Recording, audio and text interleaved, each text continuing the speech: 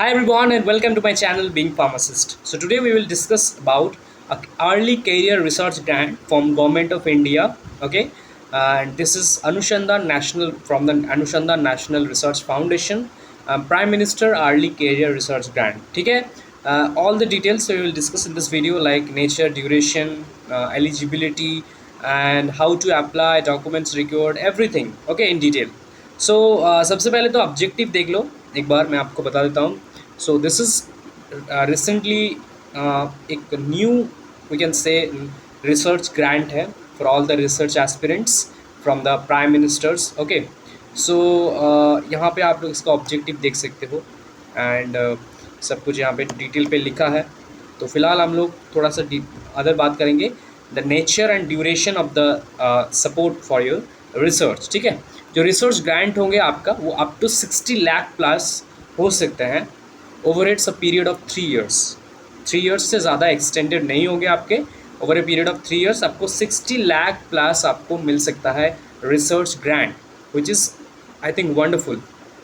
Next है the measures for ease of the doing research include flexibility to utilize the resources under the recurring head, flexibility and manpower recruitment, enhance travel contingency and overhead charges, support the expenses related to the open access publications and patent filing charges. Okay, international travel for project related activities is also permitted and maximum 700 grants would be awarded per year across all subject areas including the life science, chemical science, etc. Maximum 700 grants. So next चलते हैं. So age relaxation के बारे में. The one time relaxation for the following eligibility criteria is according current. The upper age limit is 42 years. Okay, so 42 year है maximum age limit. इससे ज़्यादा age नहीं होना चाहिए. Okay, with relaxation of 3 years है for ST, SC, OBC and PWD and women candidates also will be calculated on February 1st 2024 instead of as on date of submission. ठीक है, इस date से दिखा जाएगा. Okay, the applicant should have joined the institution on or before February 1st 2022 instead of the application is eligible to apply within 2 years, right? तो जो institution पे अभी फ़िलहाल आप लोग हो इन रेगुलर, राइट, तो उस इंस्टीट्यूशन पे आपको ऑन और बिफोर February 1st 2022 से पहले होना चाहिए आपका joining. And the applicant is eligible to apply within 2 years of the joining.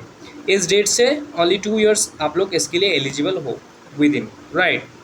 Next हम लोग एलिजिबिलिटी पे चलते हैं. The eligibility this should be Indian citizen, PIO, OCI, working regular employees are also eligible.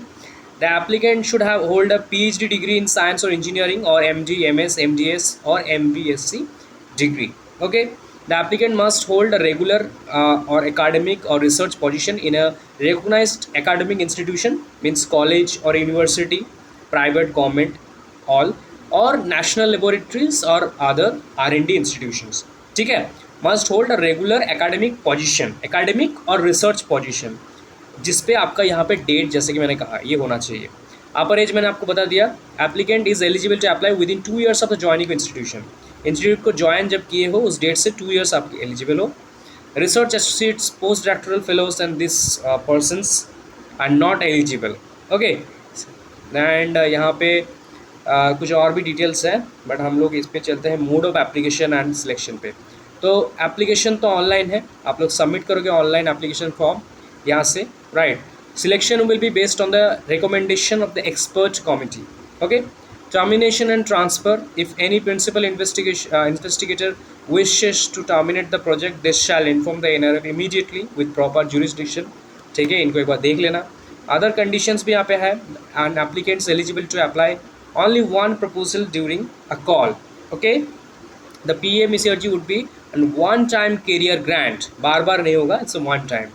And extension is not applicable. 3 years is 3 years. ठीक है. How to apply? आप लोग बस फॉर्म को फिल करोगे, registration, then login, then some of the details of the proposal, like your proposal for the the research, right? जिस पे project title, project summary, keywords, objective of the project, expected output and overcome of the proposal. ठीक है, ये सब कुछ होना चाहिए. Budget, travel, जो भी आपके नीड है, right, equipment, contingency, overheads. You have to enter at the time of proposal submission. ठीक है. Other relevant information of the proposal has to be uploaded in a single PDF file, not more than 10 MB. Documents क्या क्या लगेंगे आपका, biodata लगेंगे आपके, certificate from the PI principal investigator, यहाँ पे एक हेड ऑफ द इंस्टीट्यूशन से आप इंडोर्समेंट लेटर लगेंगे, एक एज ग्रुप के सर्टिफिकेट, एक कैटेगरी सर्टिफिकेट और एक पैलिग्रिज्म अंडरटेकिंग लगेंगे आपके, राइट. ऑलराइट, चलिए कुछ एफएक्यूज है यहाँ पे, फ्रिक्वेंटली आस्क्ड क्वेश्चन, आप देख सकते हो इनको एक बार. ठीक है. अप्लाई करने के लिए सिंपल यहाँ पे कुछ आपको करना नहीं है. अब इस वेबसाइट पे आ जाना सबसे पहले तो anrfonline.in. ठीक है, अनुसंधान नेशनल रिसर्च. तो यहाँ से आप लोग डायरेक्टली अप्लाई कर सकते हो online. Click here to register, इस पर क्लिक करोगे, रजिस्ट्रेशन करोगे. सबसे पहले रजिस्ट्रेशन करने के बाद फॉर्म को फिल करोगे. देन आप प्रोजेक्ट मतलब जो प्रपोजल है उसके डिटेल्स दोगे as they will ask, right, and then you can submit and wait for the mail or any other contact, right. Thank you so much for watching the video. If you need any help regarding this or any doubt you have, comment करके मुझे बताना. And some of my links are in the description box like Instagram, Facebook. You can ask any, if you have any doubt, just go and ask me, right. Thank you so much guys. इस तरीके के और videos के लिए channel को subscribe करना. And to all your friends, your seniors and juniors, you can share this video, right. Thank you so much.